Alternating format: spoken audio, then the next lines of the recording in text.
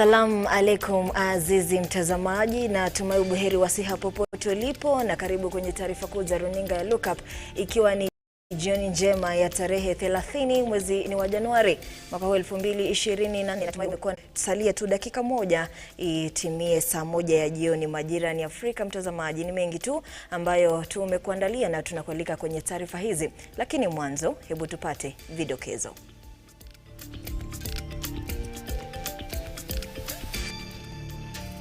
Yaliyomo kwenye Lookuptv taarifa. Kenya yaorodheshwa kama mojawapo ya nchi fisadi duniani katika mtazamo wa mwaka 2023 uliotolewa na shirika la Transparency International. Hospitali ya matibabu maalum ya mifupa na upasuaji ya St. Peter's Kangemi iliyotajwa katika sakata ufisadi katika bima ya kitaifa ya NHIF yajitenga vikali na dhuluma za ufisadi na kupokea pesa kwa njia tatanishi. Na walinzi wa kibinafsi sasa watakiwa na mamlaka ya kukamata na kufanya misako kwa umma katika mwongozo mpya wa kudhibiti kampuni za walinzi wa kibinafsi na Wizara ya Usalama.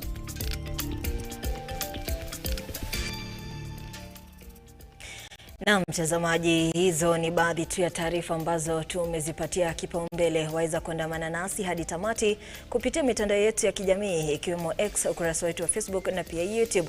Pale pembeni nitakuwa na mfasiri wangu kwa lugha ishara, jina lake ni Josephine Auko, nami jina langu ni Ruga Ival. Hujambo na karibu, sema nami kupitia mitandao hiyo yetu ya kijamii, na nitakuwa nikisoma jumbe zako kadri muda unavyosonga na kuendeleza taarifa hizi. Kuyumbayumba katika muungano wa Azimio la Umoja, huku viongozi wa Azimio wakichukua mkondo tofauti, unatishia kusambaratika kwa muungano huo. Kinara wa Wiper Kalonzo Musyoka akiashiria hii leo kuwa atawania urais katika uchaguzi ujao, huku wanachama wa ODM wakishikilia kuwa Odinga lazima ajaribu tena kuwania urais. Brian Mwai na taarifa zaidi. Ni mtazamo uliotolewa na shirika la Transparency International ulionyesha kuwa Kenya ipo miongoni mwa mataifa fisadi zaidi duniani kwa mwaka wa pili mfululizo katika mtazamo kuhusu ufisadi. Kulingana na utafiti huo, Kenya imeorodheshwa nambari 126 kati ya mataifa 180. Alama 100 ikiwa ndiyo alama ya mataifa yasiyo na visa vingi vya ufisadi na alama 0 ikiwa ni mataifa fisadi. Kenya imejizolea alama 31 kati ya 100, hii ikiashiria tu jinsi ufisadi ulivyokithiri nchini. Ikilinganishwa na ripoti ya mwaka 2022, Kenya imeshuka nafasi 3 mwaka huu kutoka nafasi ya 123 hadi 26.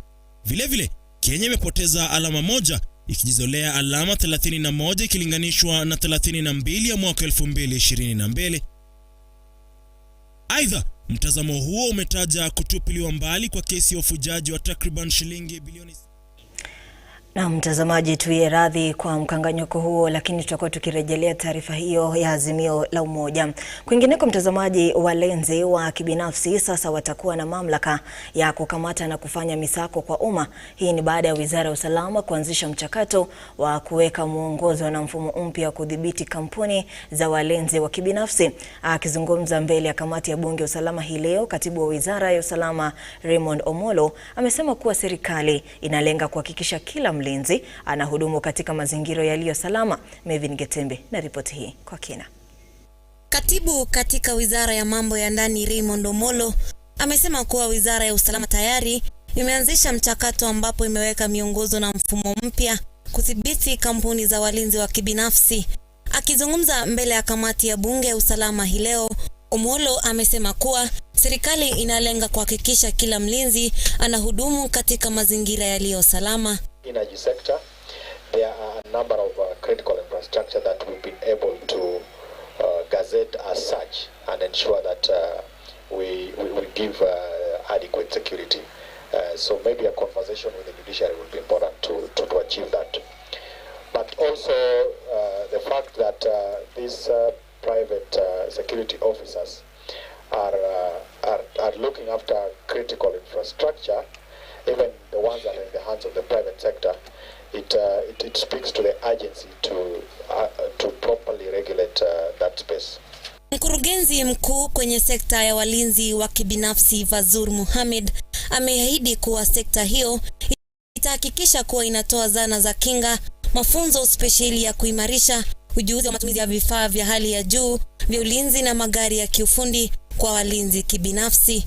So in addition to sustaining the operations of the authority, it will also enable the authority undertake training, and also maybe this will also address Honorable Kiangara's question. It will also address the issues about capacity building, training, and the general development of the industry. So not all the monies that will be collected will be used to just sustain the functions of the authority. So it will also go back to the economy. And the chini ya mwongozo wa Wizara ya Leba, walinzi ambao wanahudumu Nairobi wanastahili kulipwa mshahara usiopungua shilingi 30,000, kwa wanahudumu katika kaunti za nje wakipokea mshahara usiopungua 27,183. Kamati hiyo ikiitaka sekta hiyo kutekeleza mwongozo huo. The authority is required by law to provide and set standards that ensure compliance with the minimum wage regulations.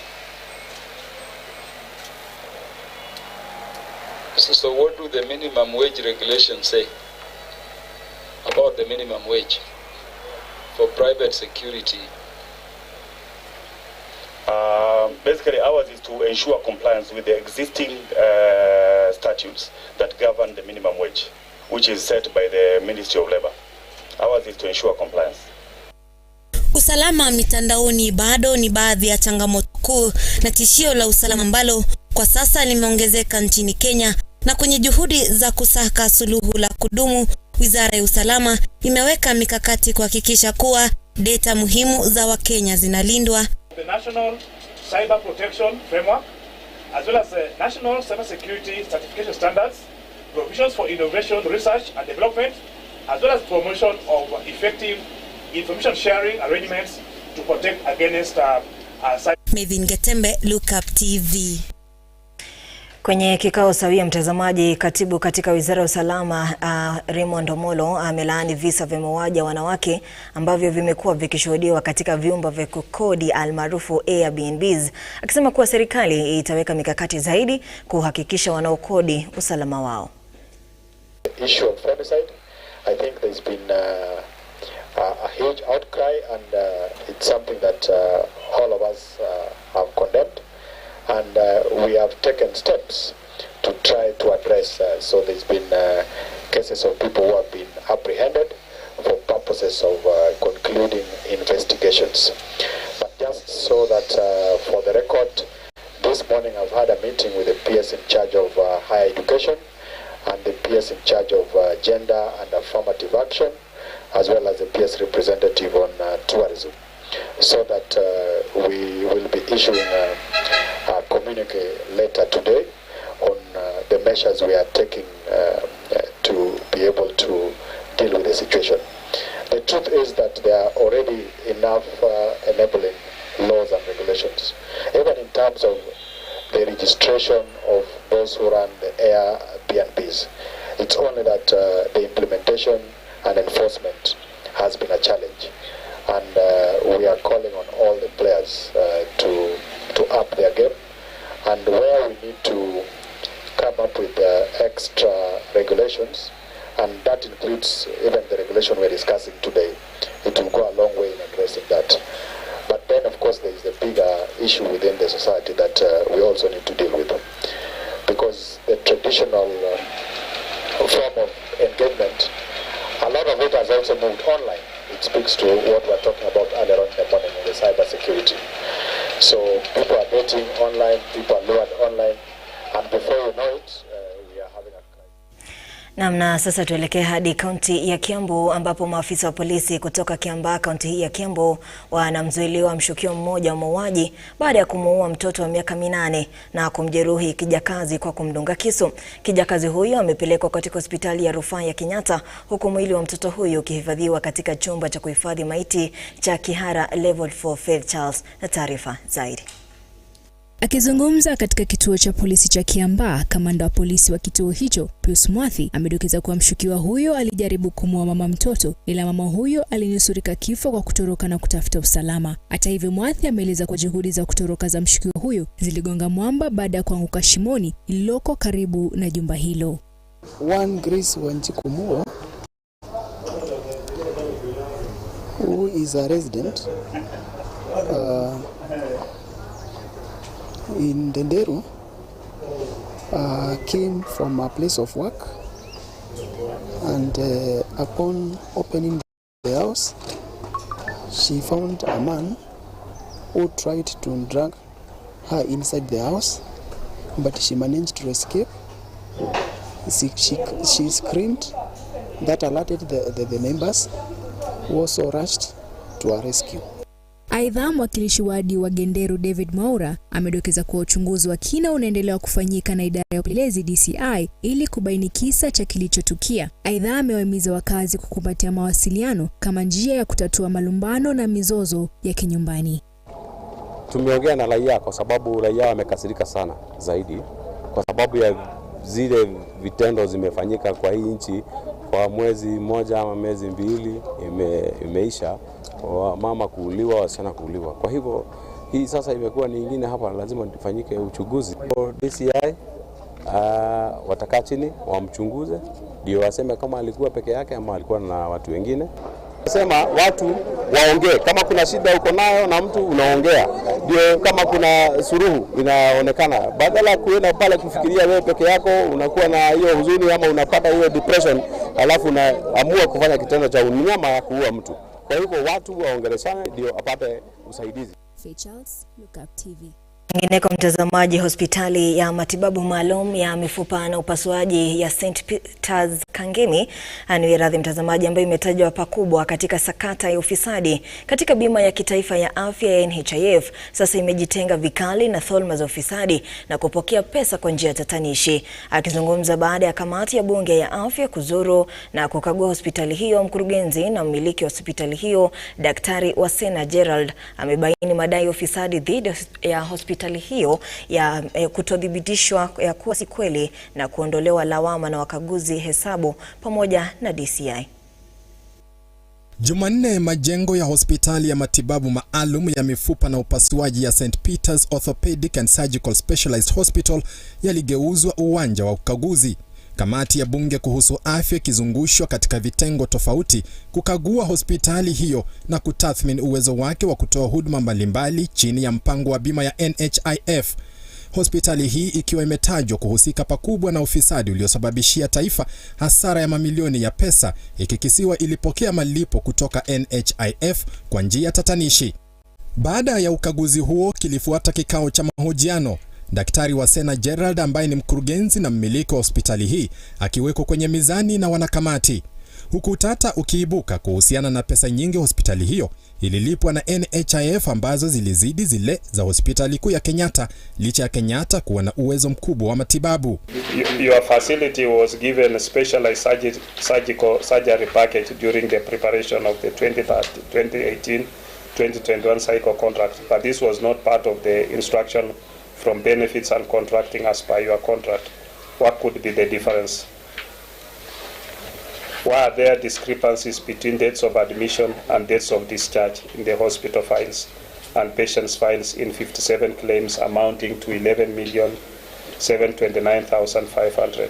You can do many surgeries depending on your level of expertise. And also the number of tables. And the number of operating tables.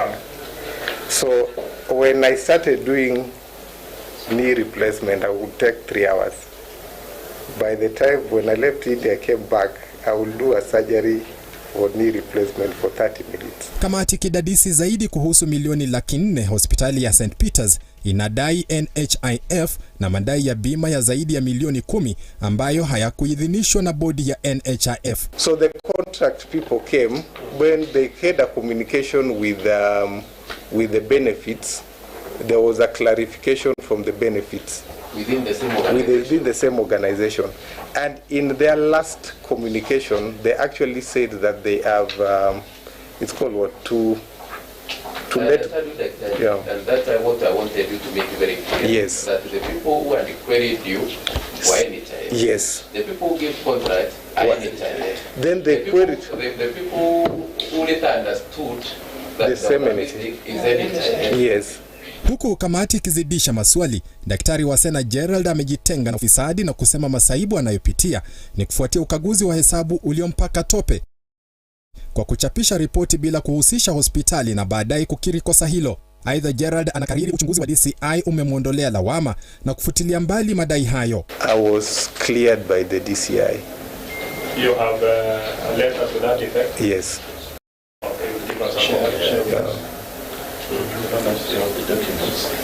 EACC, now that we have the other issue, the EACC have never approached me. They've never. Henry Tenda Nyula, Lookuptv. Na mtazamaji, na taarifa hiyo yake Tende Anyula inatupatia awamu ya kwanza kwenda kwenye mapumziko mafupi, lakini usibanduke hapo ulipo, maana nitakuwa narejea na taarifa zaidi baada ya muda usiokuwa mrefu.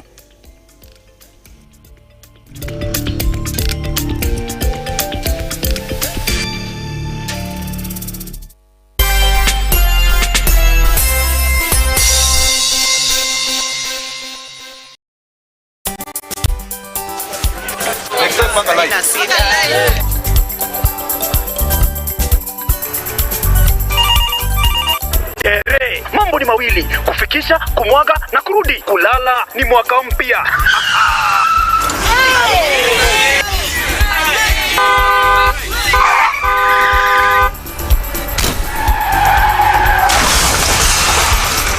Muka we mse. Nini mbaya? Wewe kwani wani vile dereva anaendesha gari vibaya? Lazima tususe. Anaendesha gari na kwa simu the whole time, hata angalia barabara. Mamisheni gari ama tusimame. Wewe dereva wewe. Mwaka iliyopita peke yake watu zaidi ya 3,000 walipoteza maisha yao barabarani kwa sababu ya tabia kama hizo. Hautatuangamiza tukiona. Naomba msamaha, nitampeleka vizuri. Si wameomba msamaha. Sasa tuende tusafiri kwa mwendo wa aste. Dere Smart hufikisha abiria salama. Ujumbe huu umeletwa kwako na NTSA kwa ushirikiano na European Union.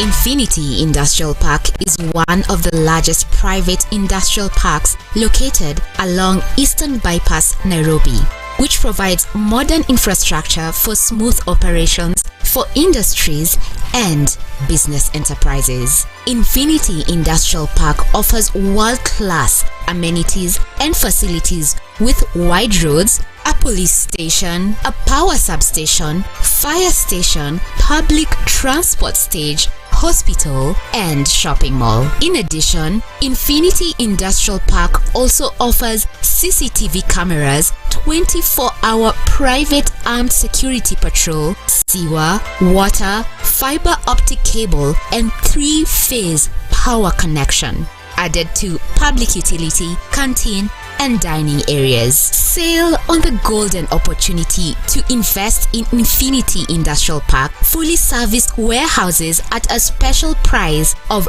3,569 Kenyan shillings per square foot. For more inquiries, visit our website infinityindustrialpark.com.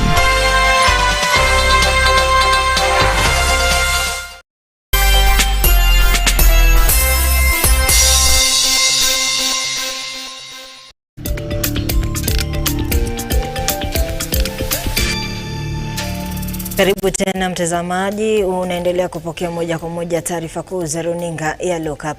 Kukusanya maoni ya umma kuhusiana na mpango wa ujenzi wa nyumba za bei nafuu umekamilika hii leo baada ya kamati ya bunge ya fedha na mipango kuendeleza shughuli hii kuanzia tarehe 17 mwezi huu wa Januari katika kaunti 16. Mswada huu uliwasilishwa na kiongozi wa wengi bungeni Kimani Ichung'wah aliyetaka mpangilio maalum wa mradi huo wa serikali kuchapishwa kwenye katiba. In Kalonzo, which is very near, they are accessible, but are they affordable? Their house is somewhere in Kamulu, right inside. They are affordable, but are they accessible? Are they accessible? So I think you need to define to us, because I think that's the word which ISPAC is putting across. You need to define to us when you say accessibility, what do you mean? Thank you. That have not even been taken up, all of them. But why are people able to afford them? So why are they not in Kurupajenga or Kibera? And what we're trying to do is take those apartments from Riverside and take them to Kibera in a rate that is affordable to those people. So how do you define this accessibility? Through my chair, thank you. Chair, yesterday we were here with the Institute of Architects, and they were seriously justifying as to why the board that this bill is proposing to have should be absolutely for builders and architects. But today you are giving a different view that is all about fund management. So I guess we have a huge task on our hand to balance the two from the board and the administration. Now, on these issues of levies, I was listening to colleague CPA who was trying to bring out from the tax point of view. Nowadays, to access government services, especially procurement, there is this mandatory requirement that tax compliance certificate has to be provided. Someone is saying that they should be approved for somebody to benefit from this housing, indeed he or she has also participated in contributing to the same, so that we have fairness and minimize discrimination. Are you trying to suggest that we introduce another element like tax compliance, or part of the requirements to attain a tax compliance? Do we introduce another schedule? Do we also introduce another schedule in the self-assessment declaration form? Kwingineko mtazamaji, Rais William RUTO amekamilisha ziara yake baada ya mkutano wa Italia na Afrika. Ajenda ya mkutano huo imeguzia ushirikiano, ikiwa ni pamoja na usalama wa chakula, utamaduni, elimu, mafunzo, ufundi stadi, maendeleo ya kiuchumi na miundombinu. Mkutano huo ulishuhudia ushirikiano wa marais 20 kutoka bara la Afrika.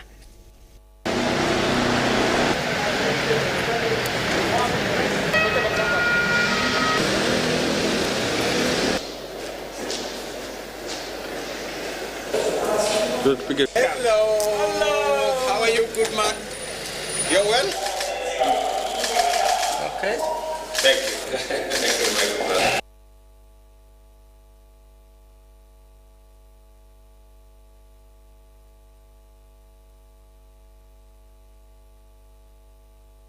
Baadhi ya wanawake mtazamaji kutoka mashirika ya kijamii wamekongamana katika kaunti ya Isiolo ili kufanya kumbukumbu ya mauaji dhidi ya mauaji ya wanawake. Aidha, wamekashifu vikali ongezeko la visa vya ukatili unaotekelezwa dhidi ya jinsia hiyo. Wanawake kutoka kaunti ya Isiolo wamelalamikia visa vya mauaji ya kikatili dhidi ya wanawake. Wameyasema haya wakiwa katika hafla ya ukumbusho wa waliopoteza maisha yao kupitia visa hivyo. Jamira Gasheri wa kituo cha kutoa hamasa na kuhusu haki na elimu ameomba uchunguzi wa haki kutendeka na kwa wahusika kuchukuliwa hatua kali. Aidha, kundi hilo limeomba ujasusi ufanyike ili kuwanasa wote wanaohusika na visa hivyo. According to the statistics, we see that 1 in every 40 women have undergone GBV from either their intimate partner, from the relative, and it is very alarming. It is very alarming. So we call upon our legislators, our national government, our county government, and also the DCI. The DCI first on fast tracking, in getting the evidence and making sure that the perpetrators of these cases have been arrested. Kwingineko, serikali imesema itawachukulia hatua kali wazazi ambao bado hawajawapeleka watoto kujiunga na shule za upili. Hii ni baada ya shule 19 katika eneo la Tana Delta, kaunti ya Tana River kusajili mwanafunzi mmoja. Iko very low. Kwa sababu ya hiyo, leo asubuhi tumeanza serious campaign ya door to door. Chief pamoja na askari wanaingia door to door, tuhakikishe kila mwanafunzi, kila mtoto ambaye anapaswa kuwa shule ameenda shule. Na this round tumesema si pekee wale wanaenda secondary schools, si pekee wale wanaingia JSS, pia pale nursery. Wakati huo Collins Agongo ambaye ni mwanafunzi aliyejizolea harama 358 katika mtihani wa kitaifa wa KCPE ameiomba serikali pamoja na wahisani wema kujitokeza ili kumfaidi aweze kukata kiu yake ya masomo katika shule ya upili. Nikanasomea DB, nilipata 358, nikaitwa Narmoro Boys, lakini mama na pesa ya kunipeleka shule.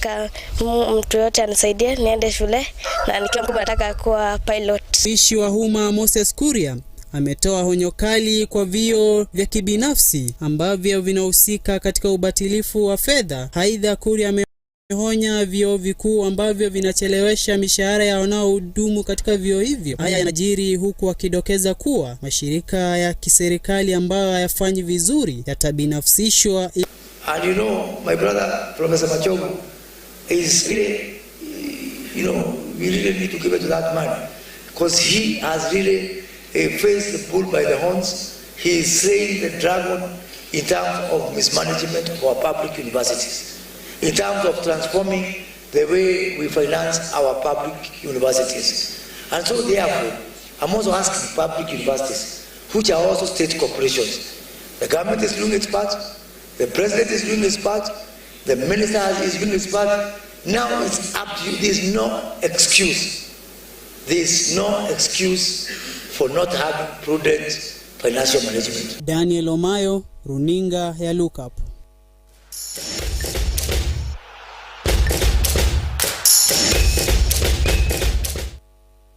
Na mtazamaji, na sasa tunyambue nyayo hadi viwanjani. Wakufunzi waliohitimu mafunzo ya shirikisho la soka Afrika viwango vya A wameendelea na mafunzo baada ya kumaliza viwango hivyo. Mafunzo hayo ya sayansi katika michezo yalifanyika katika taasisi ya elimu spesheli nchini Kise. Felix Solana na mengi zaidi kwenye mseto wa spoti. If you are playing during windy season and you have a dust in the grasses, there's a lot of soil. Wakufunzi waliopata mafunzo ya shirikisho la mpira wa miguu Afrika CAF wameendelea na mafunzo mengine katika taasisi ya mafunzo spesheli nchini Kise. Mafunzo hayo yakijumuisha sayansi katika michezo sawa na elimu ya saikolojia, afya ya wachezaji na kiufundi ili kuepusha majeraha na kuimarisha matokeo ya timu. The traditional method of doing football is ending. Nowadays we use even what we call virtual realities apart from the sports science, the medicine, etc. We do simulation for sports. We always know a team or a player, how they are going to play in the next field through simulation, and that is science. But we have not invested so much in the players. For example, how much oxygen level can a player have to enable him play for 90 minutes? You know, if you don't know the hemoglobin level of an individual player, you cannot know how much or how long he'll play in the field. Kwingineko, kombe la mataifa bingwa bara Afrika AFCON litakuwa linaendelea leo usiku katika awamu ya 16 bora. Mali watacheza dhidi ya Burkina Faso saa 2 usiku kabla ya timu bora Afrika kwa mjibu wa FIFA Morocco kukabana kona Bafana kutoka Afrika Kusini.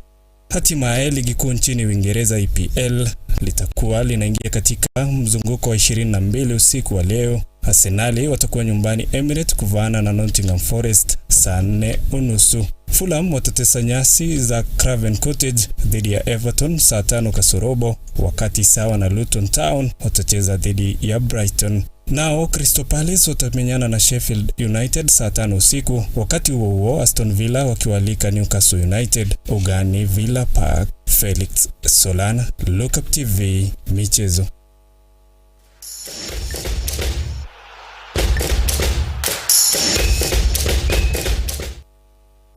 Na asante sana Solana kwa taarifa hiyo mtazamaji, na huo ndio utakuwa mwisho wa taarifa zetu za runinga ya Lookup. Asante sana kwa kuungana nasi na pia kwa kuchagua runinga ya Lookup, na pia nasema shukrani za dhati kwa wote ambao wamefanikisha upeperushaji huu wa habari. Labda ni watambue wawili watatu kabla sijaondoka. Namuona Edwin Kimutai anasema anatazama moja kwa moja kutoka Kapsabet, na pia kuna Erastus Othono anasema anatazama moja kwa moja. Mwisho mtazamaji ni Kennedy Jumba Sirigwa anasema anatazama moja kwa moja kutoka kaunti ya Kakamega, na Na mwisho mtazamaji ni Moses kutoka kaunti ya Nakuru, pia anasema amekuwa akitutazama moja kwa moja. Asante sana mtazamaji kwa kuungana nasi pale pembeni. Nimekuwa na msaidizi wangu kwa lugha ishara, jina lake Josephine Auko. Nami jina langu ni Ruga Ival. Hadi siku nyingine panapo majaliwa. Kwa heri ya kuonana.